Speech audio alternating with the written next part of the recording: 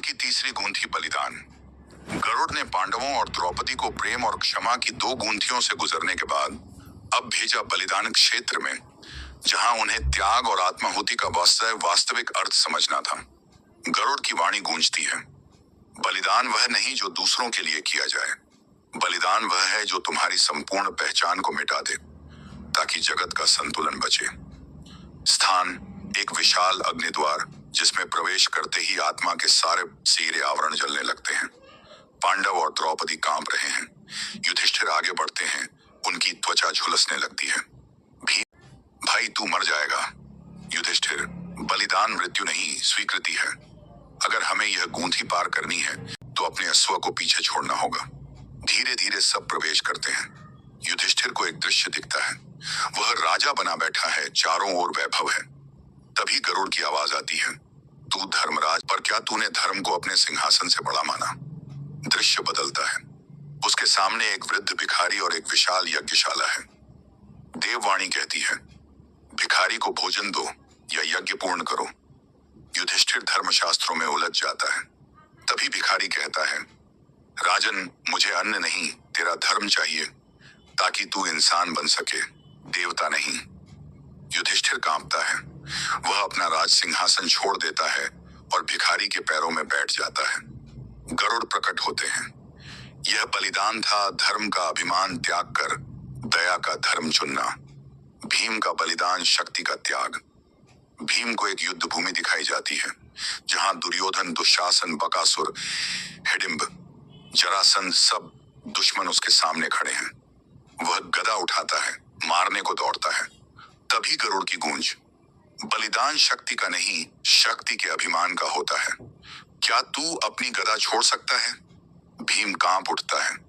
वह अपनी गदा को जमीन पर रख देता है। उसके हाथ कांप रहे हैं, आंखों से आंसू बह रहे हैं। मैं भीमसेन बिना गदा के भी खुद को स्वीकार करता हूँ। गरुड़ प्रकट होते हैं। यह बलिदान था जब तूने खुद को शक्तिशाली कहलाने के मोह से मुक्त किया। अर्जुन का बलिदान, विजय का त्याग। अर्जुन को कुरुक्षेत्र का दृश्य दिखता है। सामने कृष्ण खड़े हैं। कृष्ण कहते हैं, पार्थ, क्या तू युद्ध के बिना भी अर्जुन रह सकता है? अर्जुन चौंकता है। उसका गांडीव हिलने लगता है। मैंने जीवन भर युद्ध ही किया, अगर यह ना हो तो मैं कौन हूं? कृष्ण मुस्कुराते हैं। यही बलिदान है, अपनी पहचान का बलिदान। जब तू खुद को योद्धा नहीं, आत्मा मानेगा। अर्जुन कांपते हाथों से गांडीव छोड़ देता है। वह बैठकर रोता है और कहता है, हे माधव, मैं अब योद्धा नहीं, मैं बस तेरा हूं। गरुड़ प्रकट होते हैं।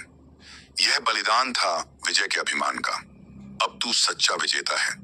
नकुल और सहदेव का बलिदान, रूप और बुद्धि का त्याग। नकुल एक विशाल दर्पण के सामने खड़ा है।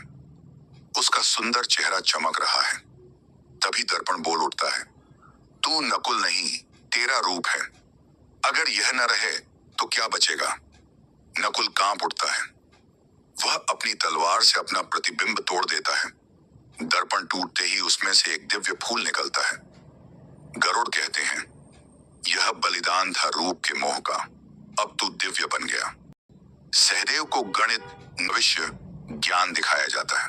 वह सबको बताना चाहता है, पर गरुड़ कहते हैं, बलिदान यह है ज्ञान होने पर भी मौन रहना। क्या तू अपना अहं छोड़ सकता है? सहदेव आंसू बहाकर मौन हो जाता है। उसका मस्तक नीली आभा से भर उठता है। यह बलिदान था बुद्धि के अभिमान का। द्रौपदी का बलिदान, स्त्रीत्व का त्याग। द्रौपदी को दिखता है वह महारानी है, पांचों पतियों की प्रेयसी, पूरे राज्य की सम्मानिता।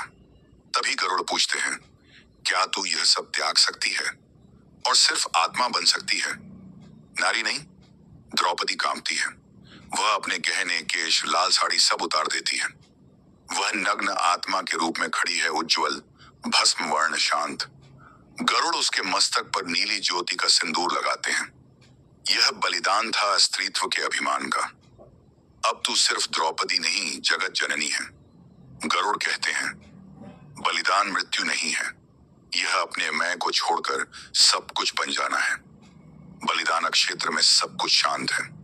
पांचों पांडव और द्रौपदी अब बिना अस्त्र शस्त्र की पहचान के खड़े हैं। अचानक गरुड़ की वाणी गूंजती है, तुमने त्याग तो कर कर दिया, पर अब उस खालीपन को भरोगे कैसे? भीम कांपता है, उसकी हथेलियां बार बार मुट्ठी बनती हैं।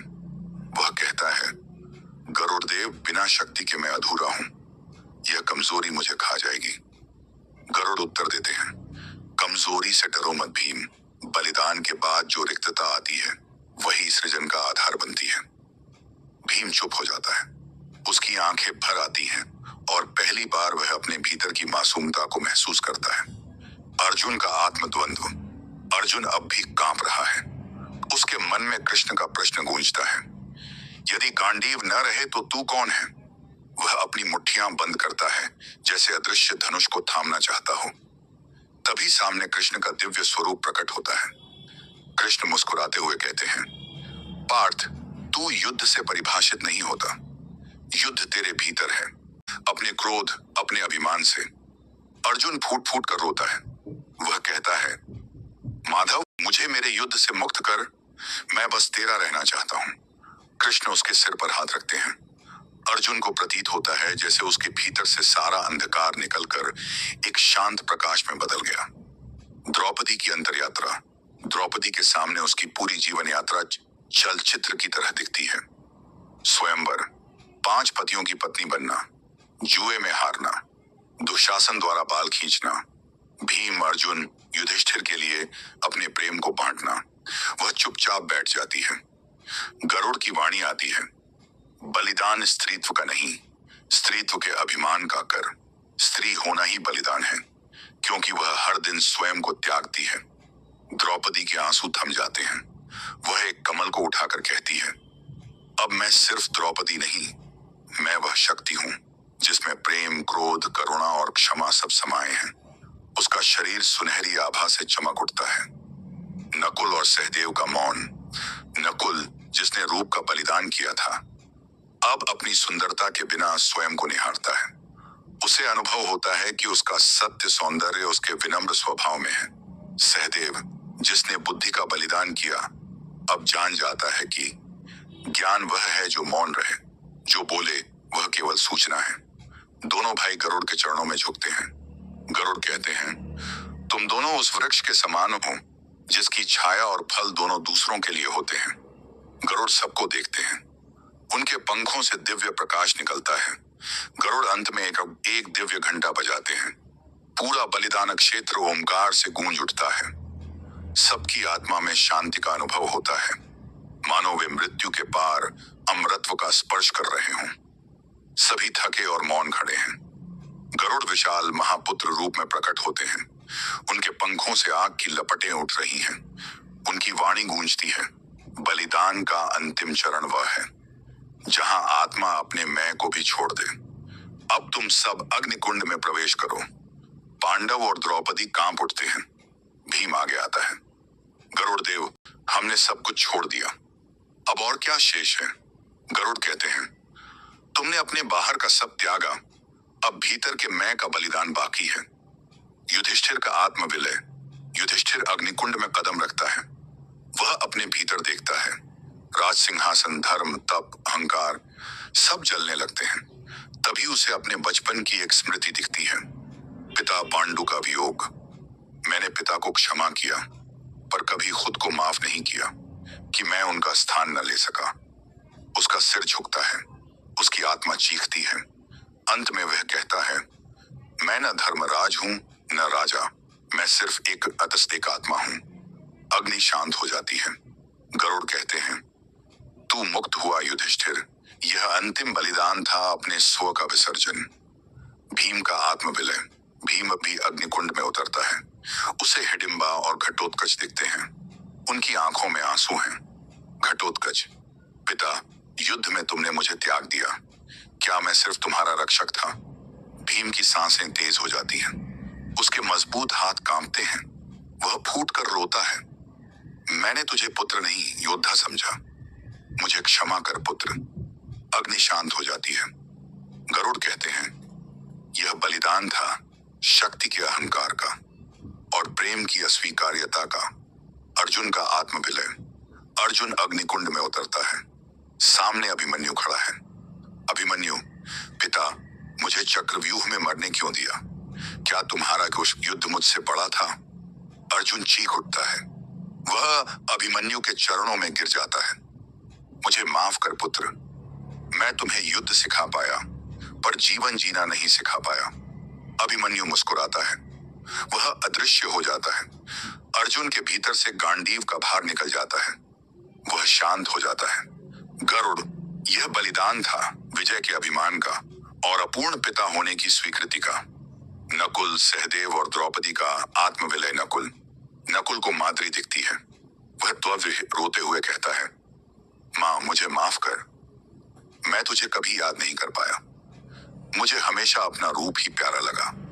माद्री कहती है, पुत्र तेरा रूप ही तेरा बलिदान था, तू अब मुक्त है। सहदेव को भविष्य दिखता है, उसकी मृत्यु, उसका विस्मरण। क्या मैं भी यूं ही भूल जाऊंगा गरुड़ उत्तर देते हैं, सत्य ज्ञान भूल जाता है पर उसका बीज जगत में रहता है। यह तेरा बलिदान है।